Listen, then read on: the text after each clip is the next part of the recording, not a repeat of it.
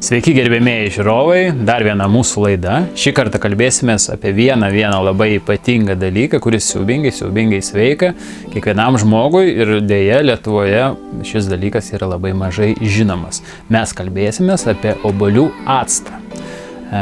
Ir ne šiaip apie obuolių actą, bet šis obuolių actas turi būti ekologiškas, reiškia ir tirštas, ta prasme jame turi būti tirščių. Tai va, reiškia, apie obuolių actą jau buvo žinoma prieš 2,5 tūkstančių metų. Tai senovės Graikijoje obuolių actas buvo naudojamas medicinoje. Jau tais laikais žinojo, kad tokiu būdu galima išvaryti akmenis iš vidinių organų. Kas pasikeitė šiais laikais? Dauguma apie tai pamiršo, pradėjo daryti operacijas ir taip toliau. Visų tų operacijų nereikia. Jeigu jūs nueisit pas daktarą, taip, jis jūs papjaus. Bet galite apsieiti be operacijos, tiesiog naudokite obuolių actą. Receptas labai paprastas. Tiesiog paimkite stiklinę vandens, įdėkite 1 arba 2 stalo šaukštus obuolių acto būtent į tą vandenį. Išmaišykite, galite įdėti šiek tiek medaus ar kažkokio kito saldiklio, pagidautina, kad būtų taip pat sveikas ir išgerkite. Tokiu būdu jūs išvalysite savo organizmą nuo akmenų. Bet obuolių actas ne vien tuom yra gerai. Tai buvo tik tais pirmasis dalykas, kuom gerai. Dabar paminėsiu antrąjį dalyką. Obuolių acte taip pat, jeigu jisai tirštas, yra gerosios bakterijos. Ir tos bakterijos išties mums labai yra geros. Tai jūs ne tik gerdami tokį gėrimą, kurį aš pasakiau, ne tik išvalysite, reiškia, akmenis iš savo organizmo, bet dar ir praturtinsite savo skrandį, reiškia, gerosiamis bakterijomis, savo visą žarnyno florą sustiprinsite. Ir tai dar ne viskas. Obuolių actas dar didina rūgštingumą. Ir kaip žinia, Lietuvoje žmonėm, ypatingai kam virš 40, yra didžiulė problema – per mažas rūgštingumas. Jeigu jūs galvojate, ne, pas mane per didelis rūgštingumas, tai yra netiesa. Jūs taip tik tai galvojate, nes dažniausiai būna jūs atsirūgstate ir galvojate, kaip rūgštu.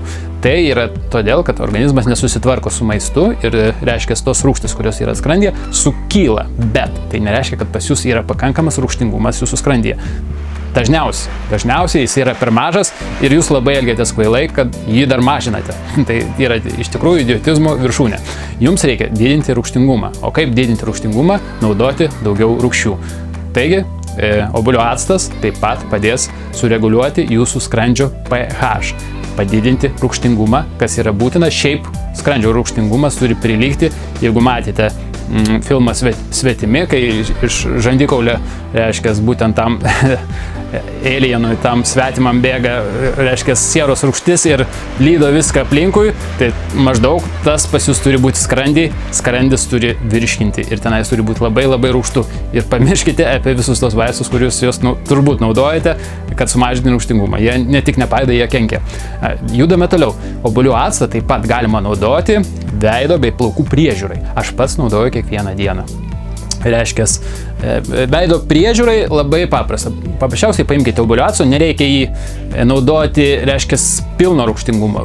Sumaišykite su vandeniu. Aš maždaug naudočiau tokią porciją, reiškia, 2/3 vandens ir 1/3 acto. Sumaišykite ir galite paprasčiausiai naudoti tokį obuolių actą kaip toniką. Taip, nes jeigu jūs naudojate toniką, tai tikriausiai yra benzinas. O ar benzinas sveika? Benzinas siaubingai nesveika jūsų veido odai, taip kad išmeskite tą benziną, tai bus ir pigiau, reiškia, ir naudokite obuolių actą. Be to, nepamirškite, obuolių acte yra gerosios bakterijos ir jūsų veidų taip pat reikia bakterijų. Nereikia jį, taip sakant, sterilizuoti. Tas visas sterilizavimas yra visiškai negeras dalykas. Jums reikia gerų bakterijų ir obuolių actas puikiai čia tinka.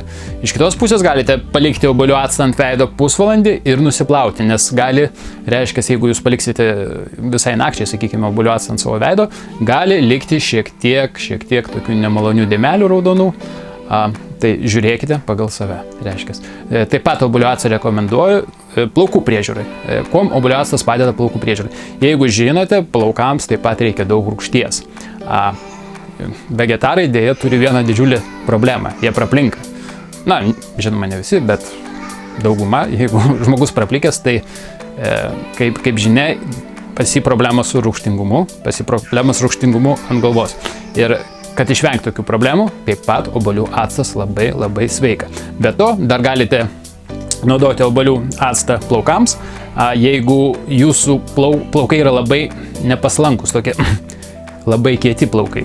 Pas mane buvo panaši problema ir viskas, ko jums reikia, tiesiog užsipilti šiek tiek obuolių acto ant galvos ir įsitrinti. Ir pamatysite, kokie paslankus taps plaukai ir ne tik būtent tą dieną, bet ir savaitę, mėnesį, gal net metus į priekį jie bus labai paslankus, jos bus lengva išsišukuoti ir taip toliau. Na, tiek bus šiai laidai, tikiuosi pradžiuginau jums, galų gale pozityvi informacija. Žiūrėkite mūsų ir kitas laidas, prenumeruokite mūsų kanalą, duokite šį kanalą pamatyti ir savo draugams, nes tokiu būdu jūs padėsite jiems būti sveikiems ir viso geriausio.